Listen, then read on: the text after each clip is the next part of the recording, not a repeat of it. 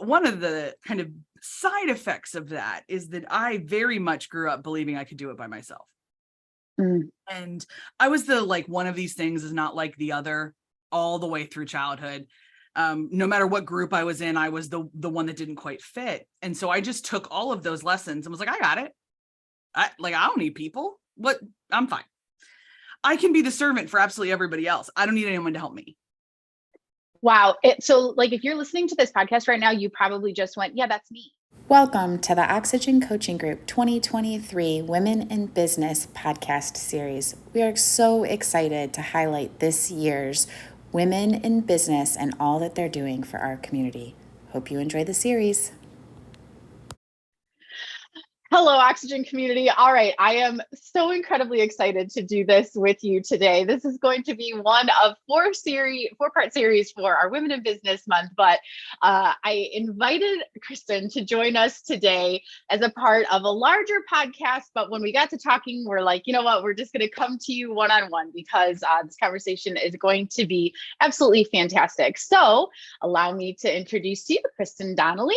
We are going to talk to you today coming out of a large cohort that Kristen and I belong to. And the decision to bring this conversation to you came out of another woman needing to be boosted. And Kristen and I were the ones that jumped in to boost her up. So we're going to talk to you today about the need to have these people in your life as female professionals, as female entrepreneurs, and those of us who pour into young women consistently, and also finding that tribe in our own personal experiences. So, Kristen, welcome to the Oxygen Podcast. Oh, thank you so much for having me. It's a delight and an honor.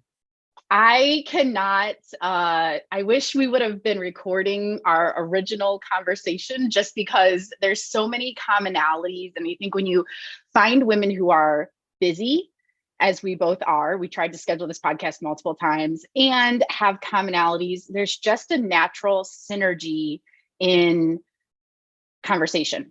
Absolutely. Yeah. And I think the other thing is that we've all gotten to ages where it doesn't, there's not a lot of performativity anymore. This is a lot more of just okay, let's show up and see what happens. And that kind of openness allows for a lot more collaboration than say who I was in my 20s, which was a lot more protective of my brand. We didn't use that word 20 years ago, so I don't know what I would have said, but I was a lot more paranoid about how I came across than I am now. And so I'm like, oh yeah, let's chat. Let's figure it out. That sounds great. Why not? Right. Exactly. So let's start with kind of giving the parameters of what started this conversation. So obviously, we are both a part of a cohort weekly that has up to, sometimes I feel like over 100 people, multiple Zoom screens. And yep. One of our common participants was being very vulnerable and said, hey, I'm struggling. And you and I both raised our hands and said, hey, you know what? We've been there. And to support another female, what is it for you when you hear that? Obviously, you have students, you have other people in your realm that support you. You're a business owner, you're working in a college environment, you are authoring a book, which we're going to get to here in just a minute. There's all of these spheres functioning around you. What is the first thing that comes to your mind when somebody reaches out and says, I need help or I'm struggling? Oh, the immediate answer is, how can I help? And a big part of that, first of all, I see my role on the planet as a servant. That's my immediate understanding. Everyone has different roles and different self-concepts and different understandings of how they interact with other humans. Mine is, how do I make your life better because I'm in it? That's my fundamental question. And I grew up in the Northeast. I'm very culturally a Philly product. And that there's a lot of attitude that comes with that. And that I was raised by like my dad's from North Jersey. So like all of this energy and the stereotypes you're putting in your mind, I probably adhere to it. Kind of side effects of that is that I very much grew up believing I could do it by myself. And I was the like one of these things is not like the other all the way through childhood. No matter what group I was in, I was the one that didn't quite fit. And so I just took all of those lessons and was like, I got it. I don't need people. I'm fine. I can be the servant for absolutely everybody else. I don't need anyone to help me. Wow. So like, if you're listening to this podcast right now, you probably just went, yeah, that's me. Totally me. So I went to a tiny college you've never heard of in Kentucky that ended up not like, I have all sorts of regrets about going there. The thing I don't regret is my roommate who I met there. Her name's Katie. And Katie, we joke all the time, dragged me kicking and screaming into community. And she would tell me all the time, like, you've got some rough edges, but we're going to sand them down. It's okay. I love that. You've got some rough edges, but you're worth it, kind of thing. And so I was doing a degree in adolescent psych, and this college wasn't that hard, and I had a lot of time on my hands. So I did a lot of extra reading and Googling, and I mean, not Googling because it was the year of our Lord 2003, but like a lot of extra reading. And I began to learn about the brain chemistry and how we are not only culturally conditioned to need each other, we are biologically programmed to need each other. And that was in my early 20s. And then I've moved around quite a bit. I left suburban Philadelphia and moved a couple different places. I ended up in Northern Ireland. I worked in a couple, some very high community cultures. So like Northern Ireland, the UK, Ireland, but also Kenya and Rwanda and Colombia and South Africa and all these places that are high community. They're high versus we are in the United States, very high individualistic. And I discovered that I made more sense in the places where we lived life together than in the places where we live life alone. And so I've kind of made it my personal side mission. It's like the side quest in the video game of my life to help people create environments in which they thrive among others and they understand that power. And so when I'm in a room and somebody goes, I'm going to shut my business down. I can't figure this out. I feel so alone. I don't know what's happening. My immediate thing is to say, hey, you are not the only one that feels that way. How can I walk through this with you? Is what you need right now just to be told that is a totally normal thought? I thought it 2 months ago. This is part of the process. Do you want help actually shutting it down? Because that's the right decision.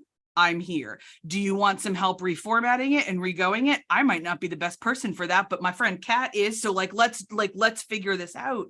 How dirty do you want my hands? I'm here. And so much of that is learning about the need for other people.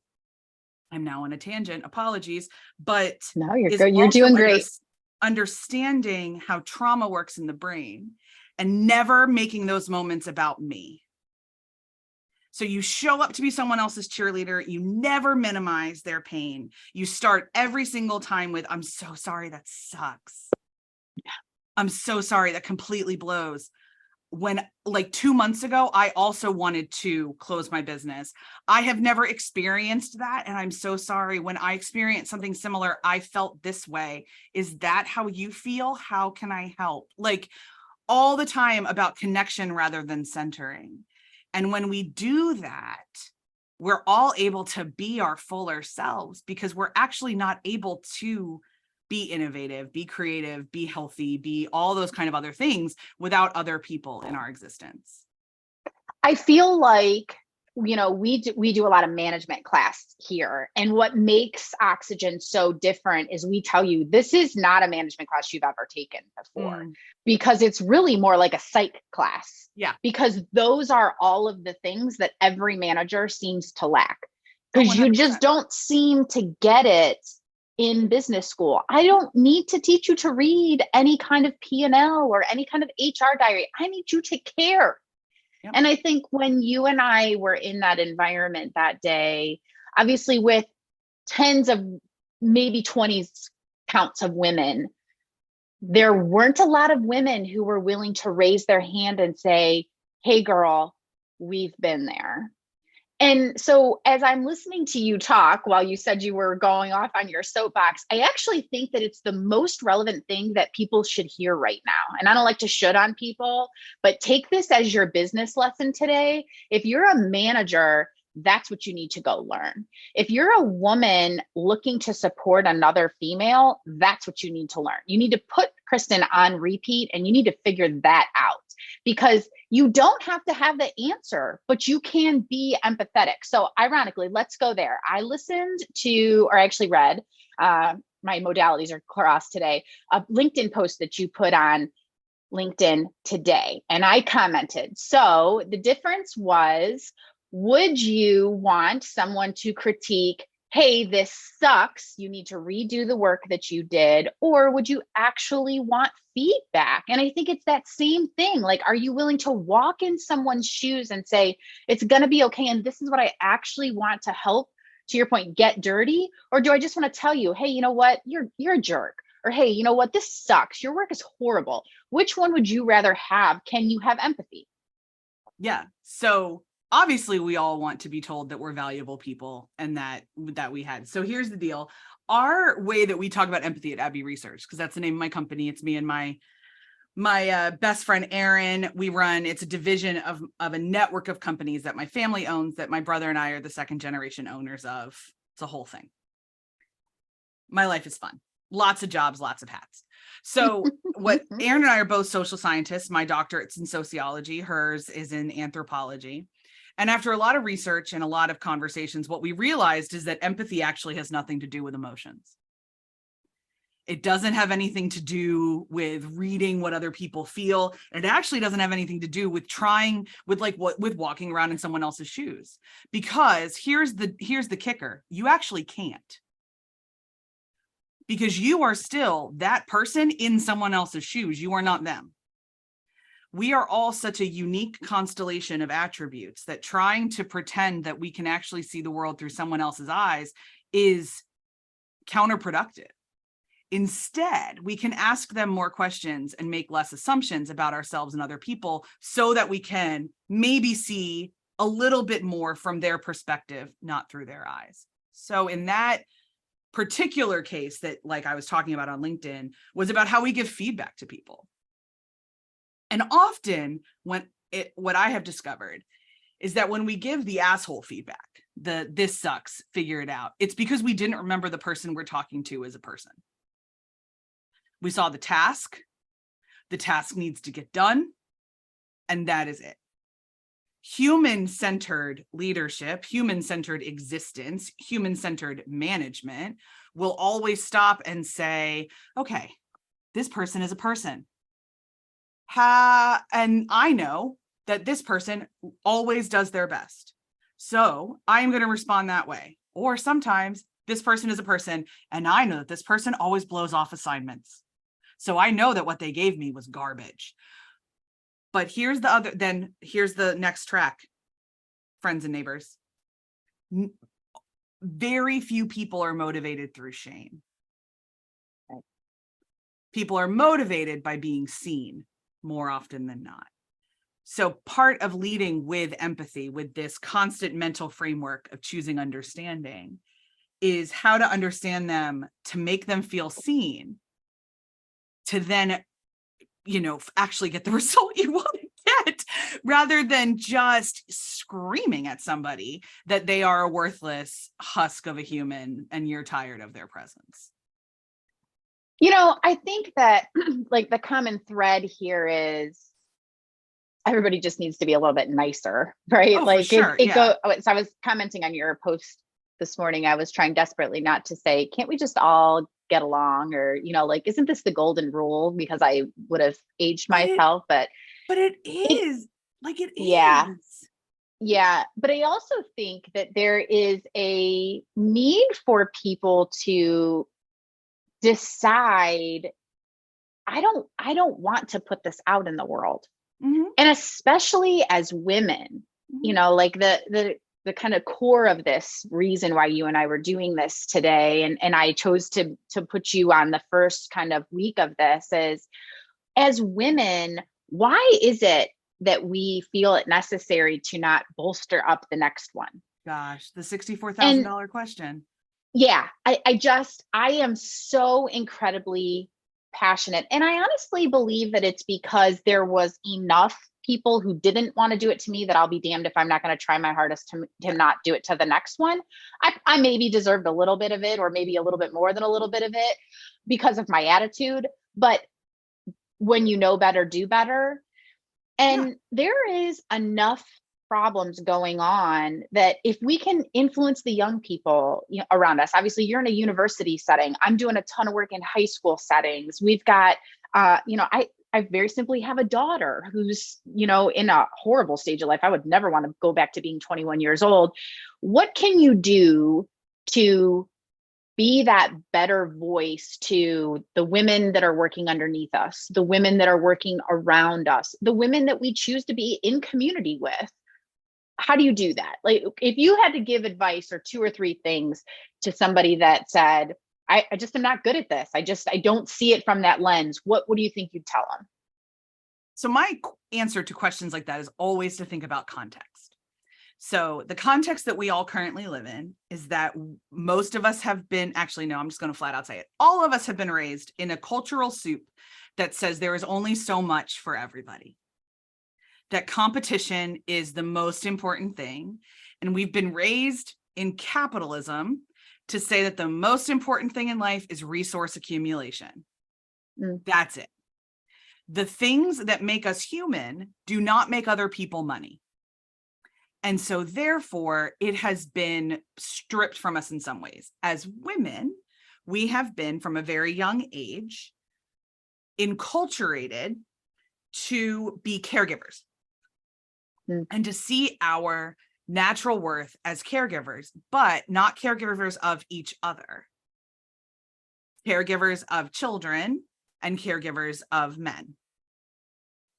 We have to, that if that is our only identity, if that's it, that's all we got, then that means we have to have the best man. We have to have the best children. We have to have the best position, because it's the only way we have been taught to see our worth. And then you have disruptive women come along like me who don't want children. And people are like, what am I supposed to do with you?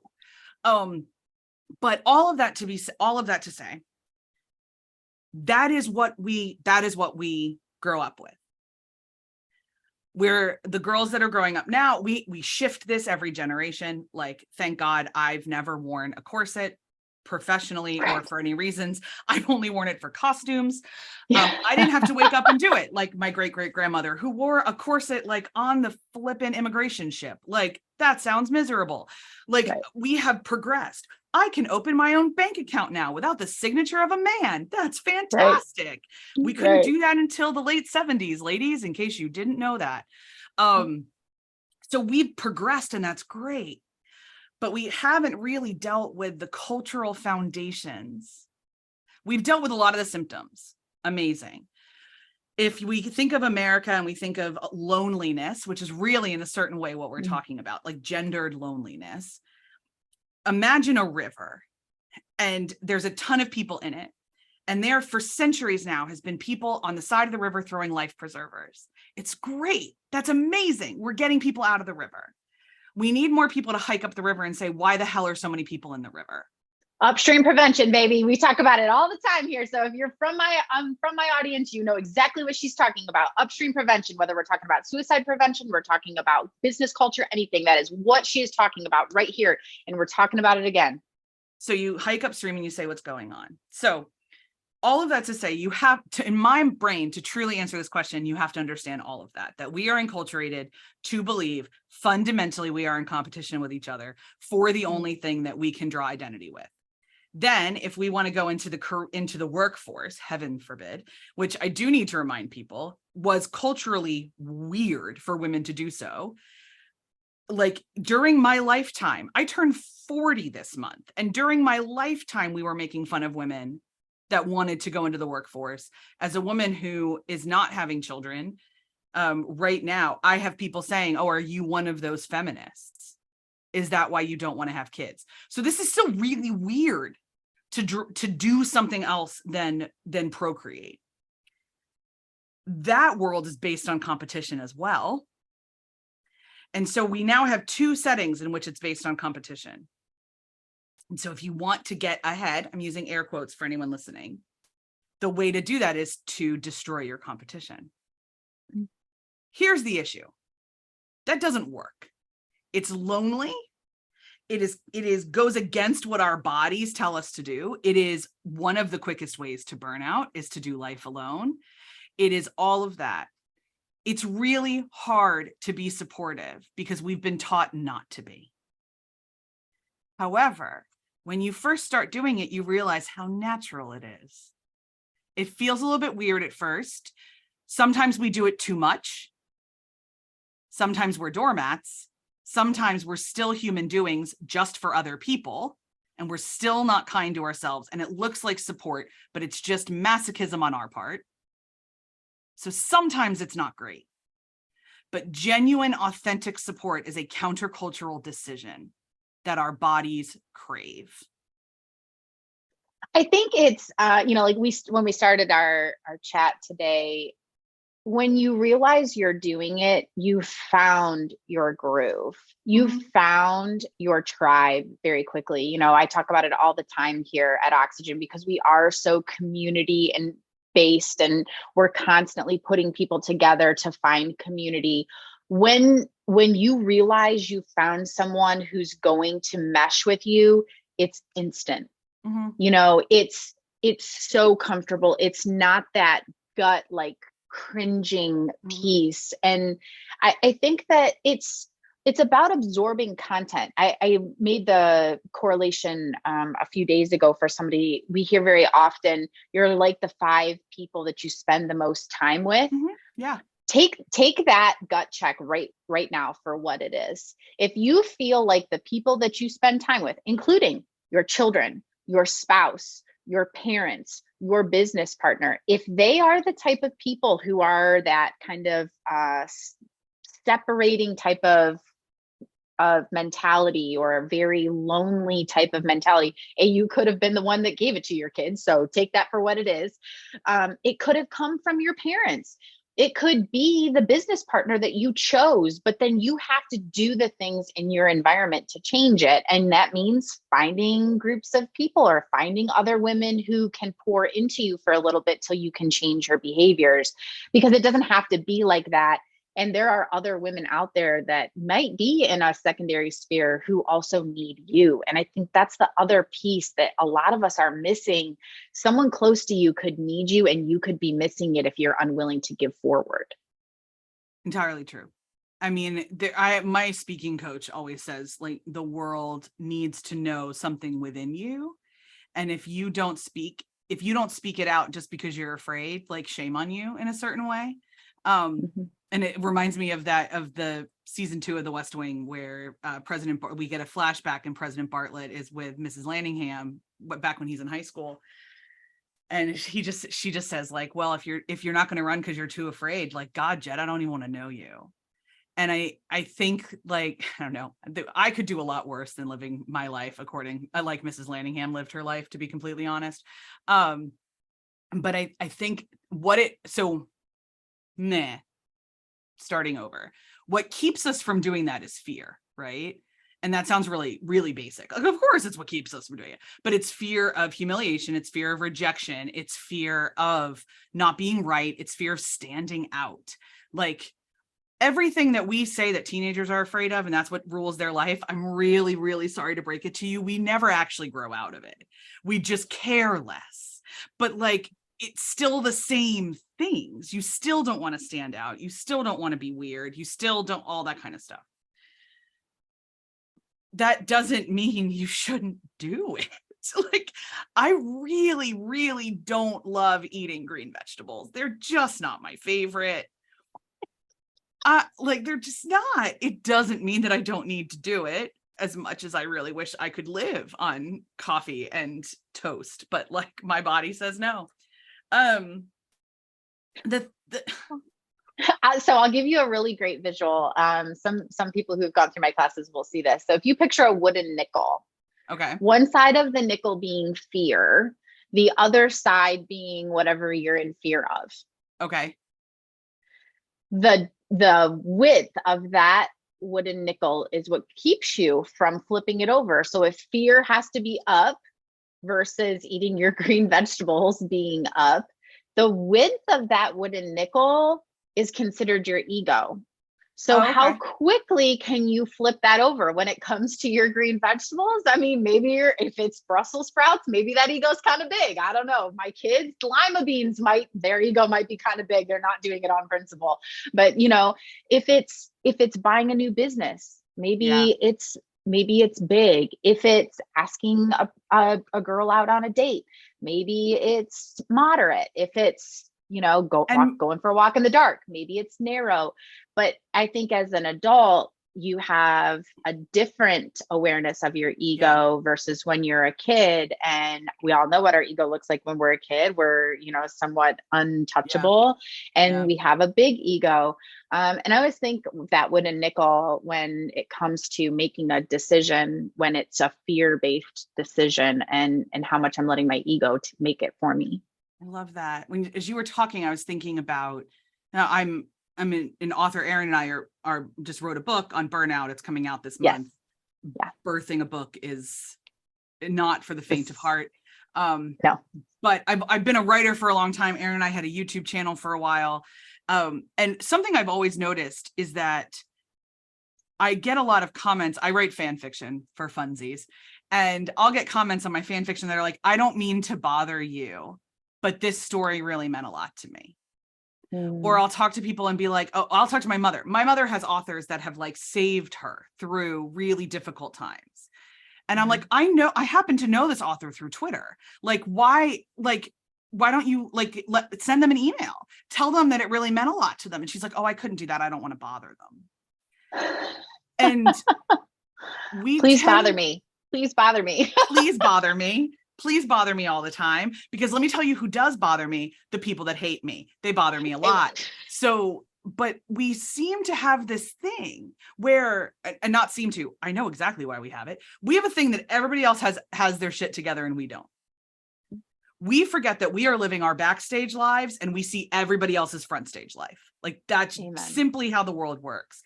So a big part of the fear of supporting other women is, how much do you trust that you're worth it? How much do you trust that you would want this? And then how much do you trust that if they're a jackass about it, it's about them and not you? Preach. All you are accountable for in terms of relationships and outputs and everything else, all you are accountable for is what you can control. Amen. That's it. So all you can control is making the offer. All you can control is sending the email. All you can control is writing the business plan. All you can control is writing the book. I can't control the reviews. I can't control who reads it. I can't control any of that. But God, do I like to believe I can. That's what keeps me up at night is, well, what if this isn't successful? What if this isn't this? And I just have to sit there and go, I can't control any of that. Well, I think there's a lot to be said for, I did what I could have done, rather than I should have reached out. I should have done. You're right. And I think that's plan. the same. It's a good reframe of what we're both saying. Like, exactly. You are accountable for what you can do and can control. Yeah. I sure as hell hope that at the end of the day, I can say I did what I thought was right, rather than, man, I wish I would have, because we all know that we can't get that one thing back. And that one thing is time. And it's so hard. I mean, I have a whole alphabet soup of mental disorders that I am being monitored and medicated for. And so one of the things I just always talk about is, like, my brain is considered disordered by medical professionals the world over. I am considered disorder. And what my brain does is obsess over things I didn't do. Over and over and over again. However much you think you obsess, dial it up by 400 for me. That's my brain. And so if I am disordered, and that is one of the ways they know I am disordered, any way to truly be a balanced, healthy, functional, whatever word you want to use, human, is the opposite of me.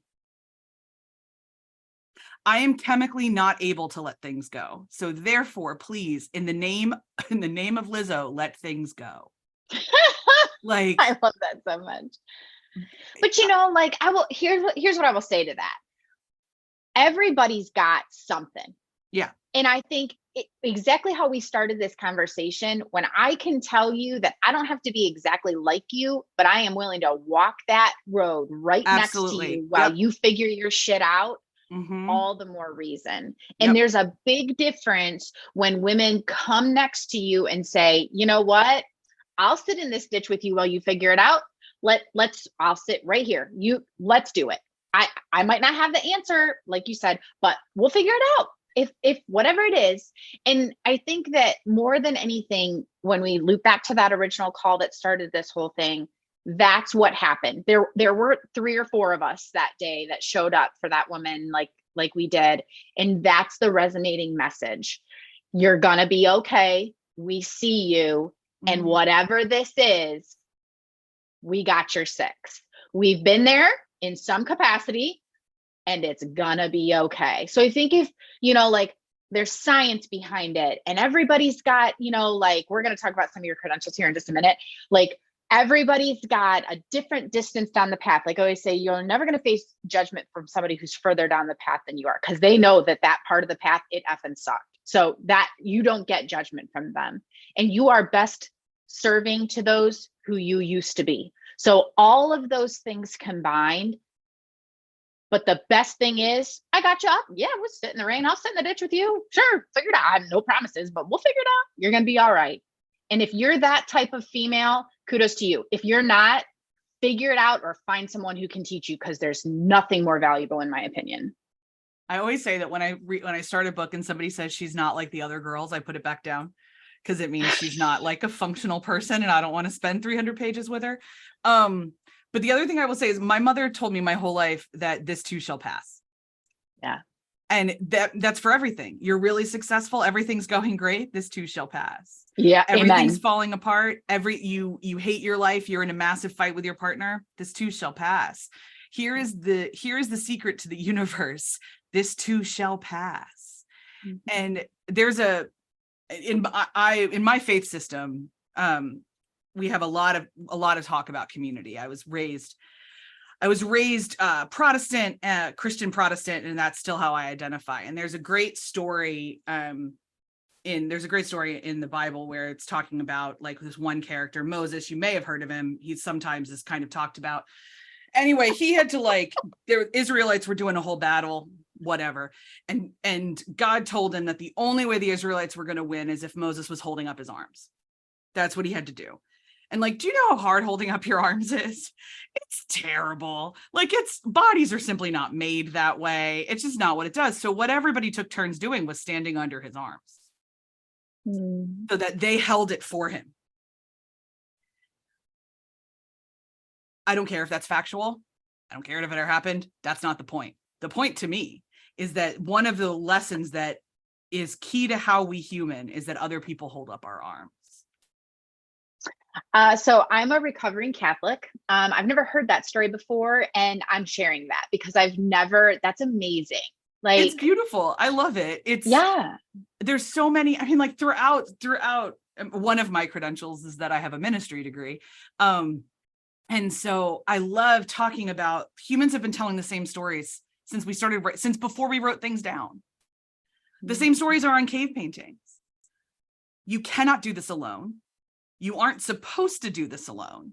We will all figure it out together, and none of us know what we're doing. Amen. Right. Amen.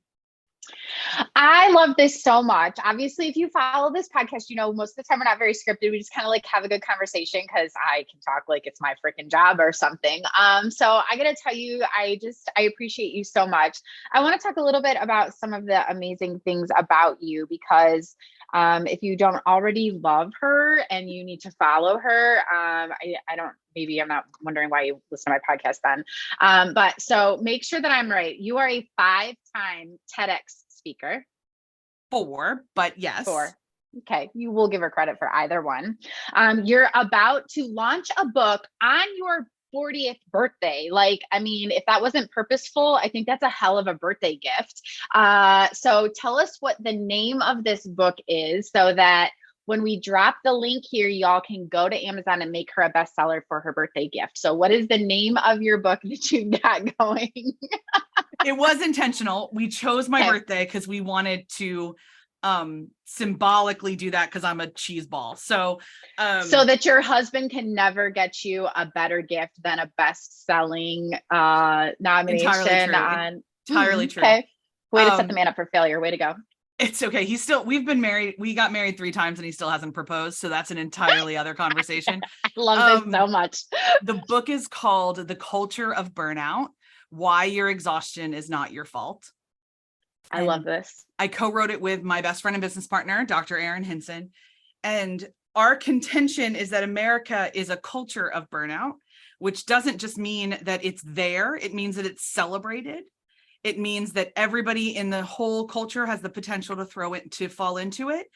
And that when somebody is burned out, we tell them, and it's an individual solution instead of recognizing the systemic cultural causes. So the book is a exploration of that and then solutions, because I'm a pragmatic bitch and I'm not going to tell you, hey, here's everything that's terrible about the world and then send you on your way. So we spend 3 sections saying, hey, here's what's terrible. And the last section saying, here's what you do about it. And a big part of it is the idea of connecting with other people, being their cheerleader, letting them cheer you. I mean, it's a joke that goes around social media sometimes, but I do believe it, that behind every successful woman is a group chat. Like, I've got 4, like, that when something happens, like, I have one that's largely based on Taylor Swift. I have one that's largely based on we all lived in Belfast together. Like, I have these groups of people, and I'm so blessed. It takes work, but I'm so blessed to, yes, behind every breath of success I have is group chats. And I think that's one of the major ways we mitigate burnout. We mitigate exhaustion. We mitigate isolation and loneliness, is to maintain connection, not only to ourselves, which is very important. And we did not get into that because it's not my specialty, but I'll give you recs if you want them, but connection to others. Because I just, like, again and again, I mean, like, look at human history. When we all try to do it alone, it really sucks. Yeah. Amen. Amen to that. All right. Well, in addition to the fact that she names herself an unapologetic nerd on LinkedIn, where do you best recommend people connect with you? And we will drop all the links in on the show notes and all of the other pieces. But where would you prefer people find all of your content and all of your crazy travel stuff? Because she travels all over the place, which is amazing. And she's going to let me get in her luggage when she goes to Belfast. So where should people connect with you? LinkedIn's a great place, actually. And the other is our website. It's argooddoctors.com. You'll find everything you need there, including my TEDx talks, and a place to get on our newsletter, which is, when I remember to send it, the best way to figure out what we're doing. I love this so, so much. Thank you so much for being here. I cannot thank you enough. I just think that all the things that surfaced from one female's energy to another are just more of what we need in the world. So thank you for spending your time here. Safe travels with everything that you have coming up. Happy birthday. Oh, thank you. And we tell everybody here to take just a little bit of time to breathe life in. We hope you have a great day.